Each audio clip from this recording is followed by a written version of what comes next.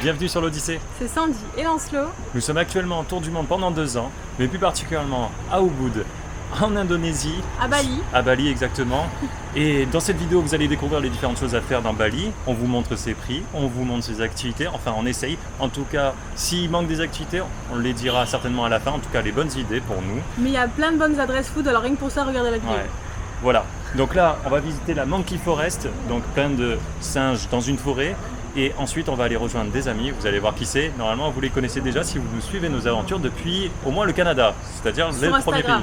Oui, sur le Instagram et sur YouTube aussi. Ils les connaissent.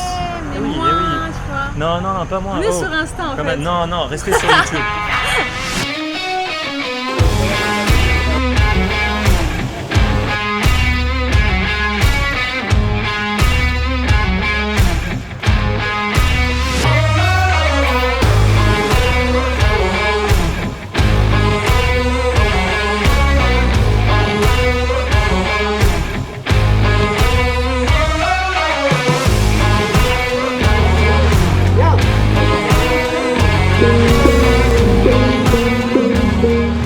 Dans la catégorie des super warung d'Ubud, on vous conseille de venir à Sunsun Warung. Les proportions sont plutôt pas mal quand même. Toi, t'as pris quoi déjà? Nasi campur. Un nasi campur. Et là, c'est un végétarienne mi goreng, sachant que j'ai déjà mangé 2 trucs. Les nasi campur, c'est bien pour les gens indécis, parce que c'est plein de petits trucs, vous n'avez pas à choisir comme ça. En tout cas, ça a l'air délicieux. Venez à cette adresse et surtout assez tôt parce que c'est quand même blindé, ouais.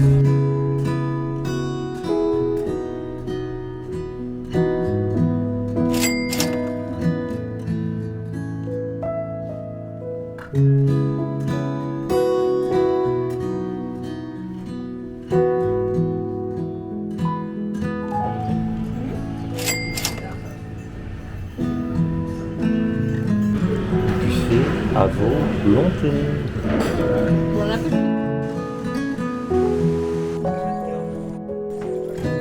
Une des activités à faire à Ubud, c'est de se balader sur le Kampuhan Ridge Walk. Et c'est encore mieux avec des amis qui sont juste derrière. Quand c'est la maturité, là...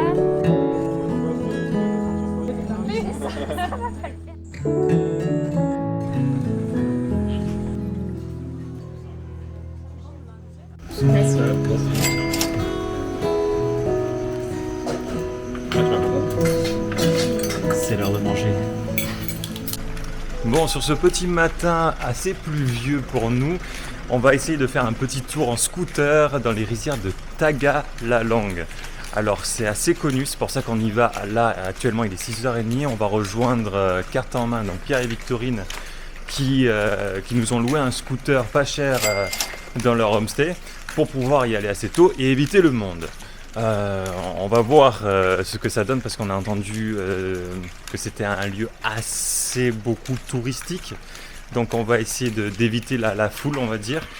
Et on va vous montrer tout ça. Et ensuite dans la foulée, on va aller dans le temple Tirtha Ampul, je crois. Et c'est un temple de bénédiction à travers l'eau, voilà, je ne sais pas comment l'expliquer autrement. En tout cas, je vais vous montrer tout ça et on va tout vous expliquer. Allez, c'est bien de se réveiller à 6h30, ça motive.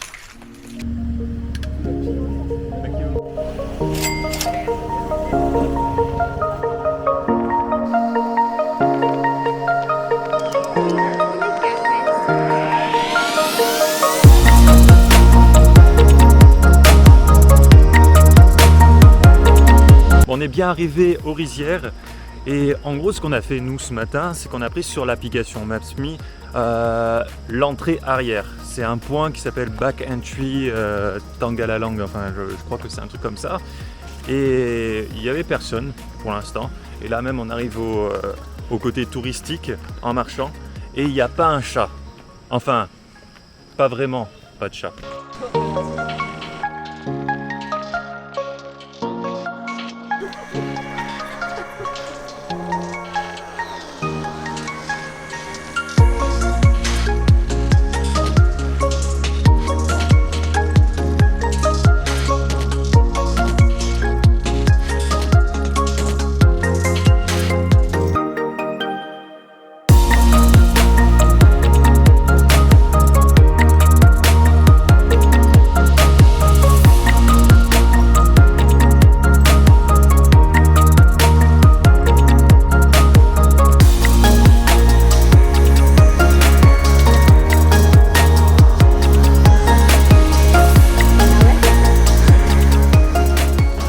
terminer avec les terrasses de Tegalalang.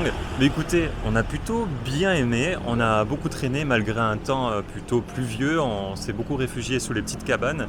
Mais c'était cool, on a passé un bon moment tous les quatre. Et même si ça reste très touristique, ça reste très beau.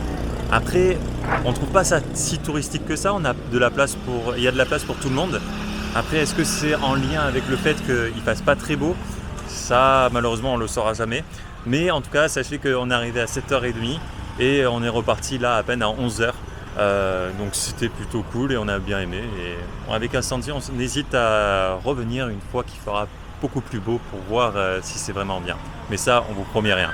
En tout cas, nous maintenant, on est allé direction le temple de Tirta Empul qui arrive juste après.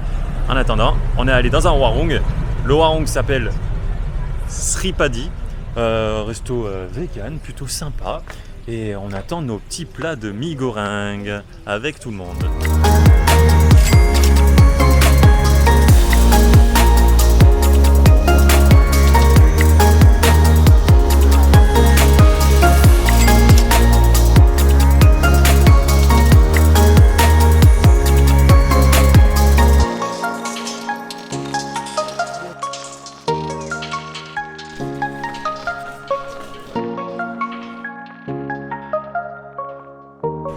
Bon ça y est, on vient de terminer le temple de Tirta Empul.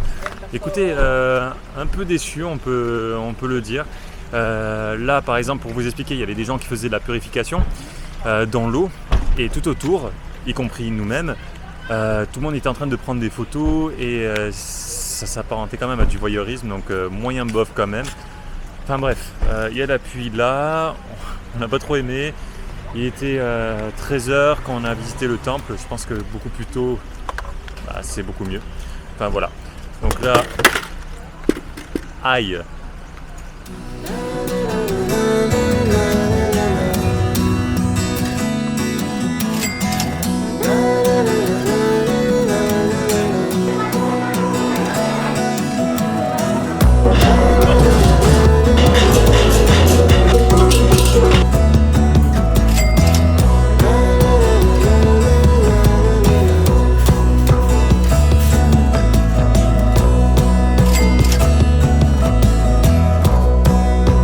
Aujourd'hui on change de logement parce que bon, la ville c'est bien, on est proche de tout, proche de tous les bons restaurants, mais Ubud c'est pas que ça, c'est aussi les rizières. Donc aujourd'hui là on va bouger d'hôtel et on va aller dans une petite collaboration et vous allez voir, l'endroit est plutôt sympa. Là vous voyez déjà le chemin, on s'enfonce dans les rizières, c'est plutôt cool.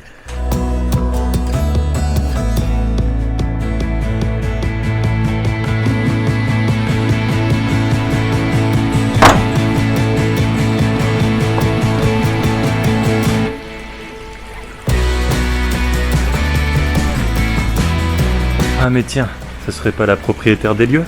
Tu nous fais une petite présentation? Ok. Allez, c'est parti. Voilà, c'est la suite parentale.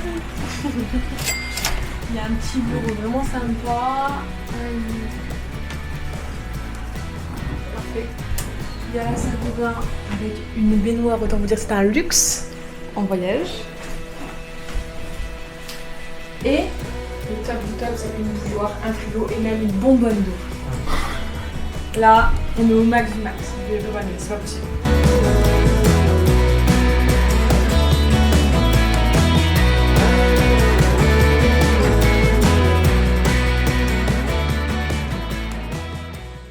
Bon, ça y est, on a passé une excellente petite nuit à Galangari Villa. Mais là, ce matin, on vous propose un petit tour en scooter autour de Ubud. Enfin, petit tour, il y a quand même 1 heure de route. Mais les endroits sont normalement exceptionnels si tout se passe bien. Vous allez voir, j'espère que ça vous plaira. Ça y est, on est arrivé à notre première étape qui est la cascade de Nung Nung. Alors, on a mis environ 1 heure pour arriver ici de Ubud, sachant qu'on n'est pas dans le centre. On est parti à 5h45, là il est actuellement 6h45. Petit tips, couvrez-vous, il fait assez froid sur les routes. Enfin bref, on va vous montrer cette cascade et à quoi elle ressemble et s'il y a du monde ou pas à cette heure-ci.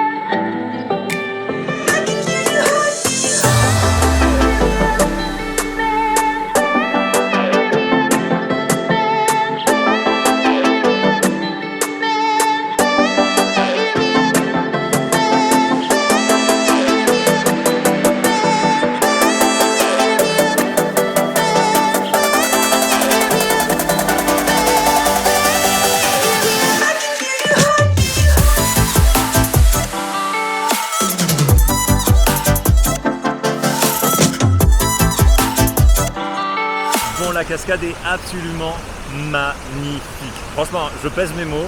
Genre, je sais pas si vous voyez ça. Et d'ailleurs, regardez, il est 8h23.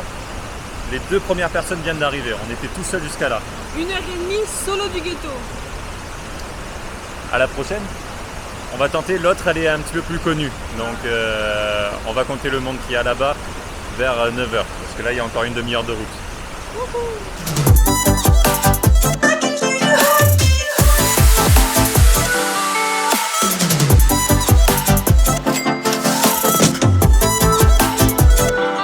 Ça y est, on entame notre descente sur la cascade de Lekeleke. Alors la descente dure à peu près 15 minutes, à peu près comme celle qu'on a fait avant, à part qu'il y a moins de marches. C'est plus une descente en forêt comme vous pouvez le voir. Cette cascade est un petit peu plus populaire que celle qu'on a fait. Donc si vous la faites, il risque d'y avoir du monde. Surtout pour la fameuse photo Instagram que vous allez voir qu'on va vous montrer. Là, on a demandé, normalement il y a 8 personnes, il est à peu près 9h35. On va voir ce que ça donne. C'est sur le chemin de toute façon. Donc on s'est arrêté. Stat. Tu as du monde, non? Ouais, c'est un peu le risque à Bali.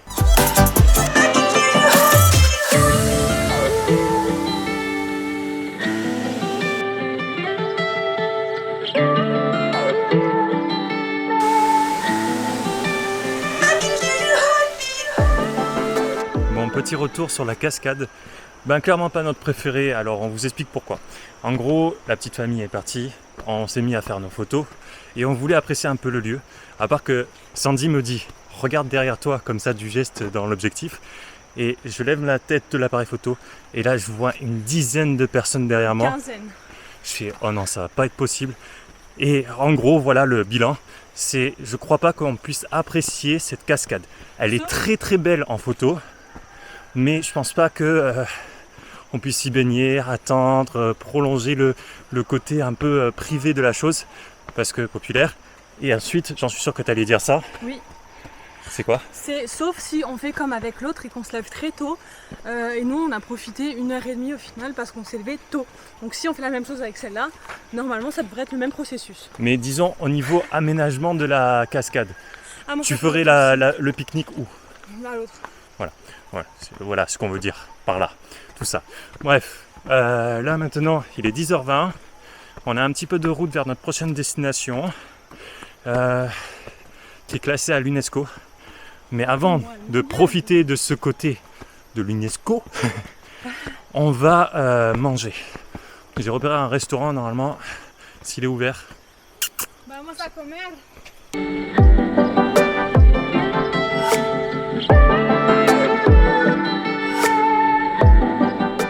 J'espère que cette musique ne va pas plus vous déranger, mais en tout cas, on est bien arrivé à Gong Restaurant de Jatiluwih. Il faut savoir qu'ici, c'est pas un restaurant, on va dire, avec un budget backpacker, mais ce que je peux vous dire, c'est par exemple qu'il y a un buffet à 120 000, vous avez les plats à 50 000 et plus. Nous, on a pris 2 gado-gado. Voilà. Et après, on va terminer, en tout cas nous, sur les images des rizières de Jatiluwih ensemble, avant de rentrer sur Ubud.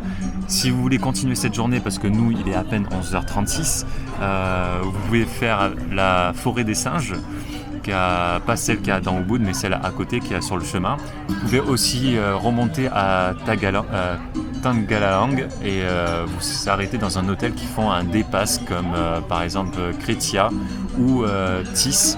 Nous, on avait prévu initialement Tis, mais seulement il y a eu beaucoup de jours de pluie entre les dernières journées, donc on n'a pas pu le faire. Mais en tout cas, vous payez 200 000 l'entrée et vous avez 200 000 de consommation à faire. Voilà, donc 200 000, mais vous les réutilisez dans ce que vous consommez. Et vous avez la piscine, etc., etc. Voilà, ça c'est pour la proposition de journée. Donc on se retrouve tout de suite avec les belles images de Jatiluwih, mais avant notre plat aussi.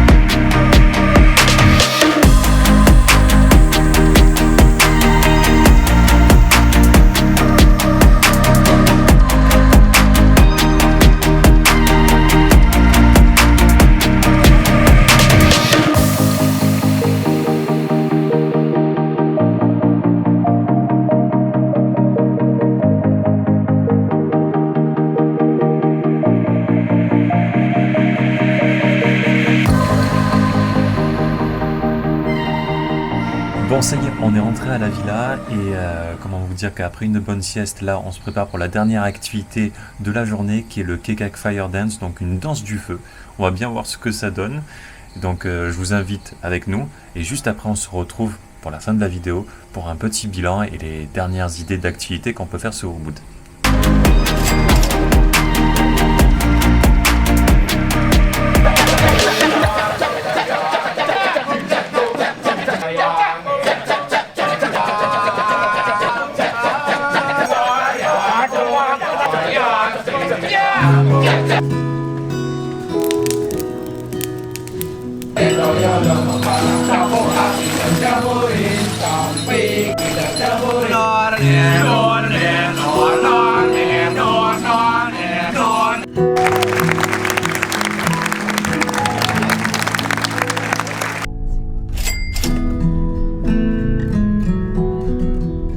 Bon voilà, et sans transition, on arrive à notre prochaine destination qui sera Munduk.